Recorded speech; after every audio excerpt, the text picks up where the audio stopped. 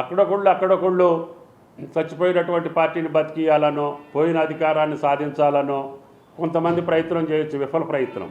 కానీ రైతులతోటి కాదు మీ ప్రయత్నం, కేంద్రంతో దెబ్బలాడండి. మీరు రేపు ఓట్లు ఎవరికేస్తారో కూడా మాకు తెలుసు. మరి వాళ్ళ దగ్గర నుంచి తీసుకురండి 2 లక్షలు. కాబట్టి దయచేసి అతి మాటలో, అహంకారపూరిత మాటలు, అబద్ధపు మాటలు మాట్లాడి రాజకీయ పార్టీల యొక్క పరువును తీసుకోవద్దు, మీ యొక్క మిగిలిపోయిన ఉనికిని చంపుకోవద్దు.